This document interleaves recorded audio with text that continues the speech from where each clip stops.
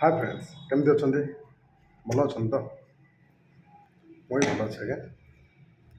अच्छा मुझे आपको आज गोटे स्टोरी कह स्टोरी माने स्टोरी तो बहुत प्रकार शुणुवे आई माँ कहानी हो लव स्टोरी हो बहुत किसी प्रकार स्टोरी मुझे आपको आज गोटे से रिलेटेड गोटे स्टोरीटे शुणी आप लव स्टोरी आप लव करना ना अरे भाई आजिका दुनिया रे किए लव करना तमें करन दुनिया 99% लोक लव कर से लव रिलेटेड गोटे स्टोरी पूर्व आपण मैंने प्लीज मो चैनल को सब्सक्राइब करूँ लाइक करूँ कमेंट दिंतु जब भल हो निहाती कमेंट जन चलते स्टार्ट करवा एमती गोटे प्रेम कहानी जो प्रेम कहानी रे आज युवपीढ़ी को किसी वार्ता मिले आज युवपीढ़ी प्रेम पछरे पड़ी निजर कैरियर को बर्बाद कर मैं से रिलेटेड गोटे कहानी कहूँ आप चलते स्टार्ट करवा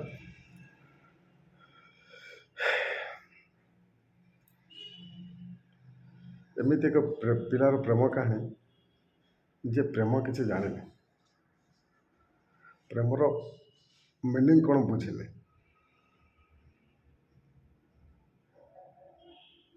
किंतु सी दिने प्रेम कर बसला चलते केमती प्रेम शब्द न जानी पिलाटी केमिति प्रेम कला चलते ए विषय स्टार्ट करवा गोटे पिलाटे थिला जे पाठ पढ़ार बहुत स्ट्रंग पाठ पढ़ार बहुत स्ट्रंग स्कूल समस्ते भल पाती सब टीचर मान भी भल पाती हाँ ता पाठ पढ़ा चली था पाठ पढ़ा चली था से समय ता स्कूल का ता श्रेणी को गोटे झील आसला पाठ पढ़ाई आ से झी भी पाठ पढ़ा बहुत एक्सीलेंट बहुत माहिर एमती किसी दिन गला पर से झी आ पुओ भितर धीरे धीरे पाठ पढ़ा को लेकिन किसी आलोचना चलला भितर धीरे धीरे धीरे धीरे पाठ पढ़ा को लेकिन आलोचना है आलोचना कथबार्ता आप बुझीपार तो प्रेम केमी हुए धीरे धीरे धीरे धीरे कौन है पाठ पढ़ा लेकर प्रेमालाप चलला केतबेले प्रेम हो गला दी जन को केवे जना पड़ला किंतु से झील को से झील जानी पारला जे मु से पुओ को भल पाई बसला और ता संगे रहा से भी चिंता भी कर सारा किंतु से पुओ को जना न था से पुओ किसी जान न था जे मत सहित लव है कि कौन है कारण तार दिल थी साफ से पाठ पढ़ा फोकस करता से सब भावे ये मो सांग ये मो दोस्त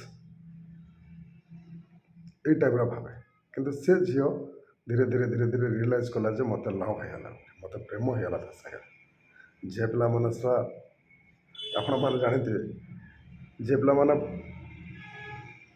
सब जानते किंतु केवे से आगुआ कहते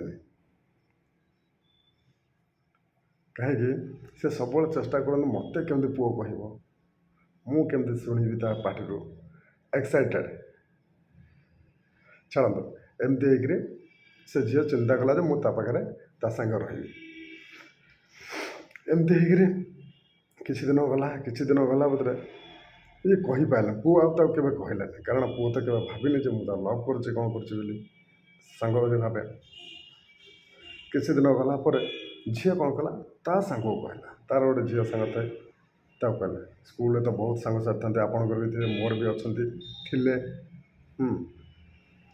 भल सांग भी अच्छा खराब सांग अच्छा से झी कौन कला ता सांग को झी सांग को तार कहीदेला जे मो ये पुओ को भल पाई बसला କିନ୍ତୁ ମୁଁ ତାକୁ କହିପାରୁନି କି ସିଏ ମୋତେ କହୁନି। ସେ ଝିଅ କ'ଣ କଲା ଆଜ୍ଞା, ଦିନେ ଯାଇକିରି ତା ସାଙ୍ଗକୁ ସେ କଥା ଅଲଗା ସାଙ୍ଗକୁ, ଏମିତି ଧୀରେ ହେଇକି କଥାଟା ସ୍ପ୍ରେଡ଼୍ ହେଇଗଲା। ସ୍ପ୍ରେଡ଼୍ ହେଲା ପରେ ସାଙ୍ଗସାଥି ସମସ୍ତେ ଜାଣିଲେ, ଟିଚର୍ମାନେ ଜାଣିଲା ପରେ କେବେ ବିଶ୍ୱାସ କଲେନି, କାରଣ ପିଲା ବହୁତ ବଢ଼ିଆ, ବ୍ରିଲିଆଣ୍ଟ ଷ୍ଟୁଡେଣ୍ଟ, ସବୁ ଟିଚର୍ମାନଙ୍କର ସେ ବହୁତ ପ୍ରଶଂସକ। କୌଣସି ଟିଚର୍ମାନେ କେବେ ବିଶ୍ୱାସ କଲେ ନା ଇଏ ପିଲା ଏମିତି ହେଇଥିବ ବୋଲି। ଧୀରେ କଥା ଯାଇକି ପହଞ୍ଚିଲା ସେ ପିଲା ପାଖରେ। ସେ ପିଲା ଯେତେବେଳେ ଜାଣିଲା, ବହୁତ ତାକୁ ନିଜକୁ ଗିଲ୍ଟି ଫିଲ୍ ହେଲା, ବହୁତ ଖରାପ ଲାଗିଲା। ଆଉ ସେ ସ୍କୁଲକୁ ଯେତେବେଳେ ଆସେ ପୁରା ମତଲବ ନିଜକୁ ପୁରା ବେସମ୍ମାନ ମାନେ ନିଜକୁ ଗୋଟେ ଖରାପ ଅନୁଭବ କରେ। ଏମିତି ହେଇକିରି କିଛି ଦିନ ଚାଲିଗଲା। ଆଉ ତା ପାଠପଢ଼ାକୁ ନେଇକି ସ୍କୁଲରେ ତା ସାଙ୍ଗସାଥିମାନେ ତାକୁ ସଦାବେଳେ ନିଚା ଦେଖିବା ପାଇଁ ଚାହାନ୍ତି, ଯେ ଇଏ ବହୁତ ତରକ୍କି କରୁଛି, ବହୁତ ଉପରକୁ ଯାଉଛି, ଭଲ ପାଠ ପଢ଼ୁଛି, ତାକୁ ଆମେ କେମିତି ଡାଉନ୍ କରିବା। ଆପଣମାନେ ବି ଜାଣିଥିବେ, ଆପଣଙ୍କ ସାଙ୍ଗରେ ବି ଏସବୁ ଜିନିଷ ହେଇଥିବ। ଯିଏ ଭଲରେ ଉଠିଲା, ଭଲରେ ରହିଲା, ଭଲ କଲା, ତାକୁ ଲୋକମାନେ ଓଭିୟସଲି ତଳକୁ ଡାଉନ୍ କରିଦିଅନ୍ତି, ମତଲବ ତାକୁ ତଳକୁ ରଖିବା ପାଇଁ ଚେଷ୍ଟା କରନ୍ତି, କିଛି ତ କରିପାରନ୍ତିନି। जिसका साथ है भगवान उसका कोई कुछ नहीं कर पाएगा। ଏମିତି ହେଇକିରି ତା ସାଙ୍ଗମାନେ ଚାହିଁଲେ ତାକୁ କେମିତି ତା ପାଠପଢ଼ା ଡିଷ୍ଟର୍ବାନ୍ସ କ୍ରିଏଟ୍ କରିବେ, ତାକୁ ତା କାମୟାବିରେ ପହଞ୍ଚେଇ ଦେବେନି। ଏମିତି ସମସ୍ତେ ପଛରେ ପଡ଼ିଲା ପରେ ଏମିତି କିଛି ଦିନ ପରେ ଏକ୍ଜାମ୍ ଆସିଗଲା। ଏକ୍ଜାମ୍ ଆସିଲା ପରେ ପିଲା ଏକ୍ଜାମ୍ ଦେବା ପାଇଁ ତୈୟାର ହେଲା, ଏକ୍ଜାମ୍ ବି ଦେଲା।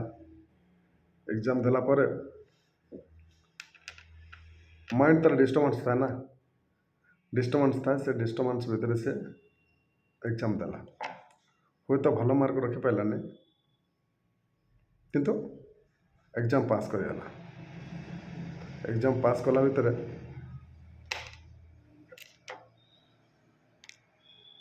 दूसरा ଜାଗା ପଳେଇଲା। दूसरा ଜାଗାରେ ଯାଇକି ତରକ୍କି କଲା, ଭଲ ତରକ୍କି କଲା ପରେ ଭଲ ଚାକିରି ବି କଲା, ଚାକିରି କରି ଭଲରେ ରହିଲା। ଏମିତି କିଛି ଦିନ ପରେ ତାପରେ ତାର ମ୍ୟାରେଜ୍ ଟାଇମ୍ ଆସିଲା। ମ୍ୟାରେଜ୍ ଟାଇମ୍ ଆସିଲା ଯେତେବେଳେ ସେ ମ୍ୟାରେଜ୍ କଲା। କାହାକୁ ମ୍ୟାରେଜ୍ କଲା ଜାଣିଛନ୍ତି? ସେଇ ଝିଅକୁ, ଯାହାକୁ ସେ ଭାବୁଥିଲା ମୁଁ ତାର ଲଭ୍ କରୁନି ବୋଲି, କିନ୍ତୁ ଲଭ୍ କରୁଥିଲା ଏଠି, ଆଉ ମେଣ୍ଟାଲି ରଖୁଥିଲା, ପାଠପଢ଼ାର ଫୋକସ୍ କରୁଥିଲା, ଯାହାଫଳରେ ସେ ଆଜି କାମୟାବ ହେଇକିରି ଭଲ ଅଫିସରଟେ ବନିଗଲା।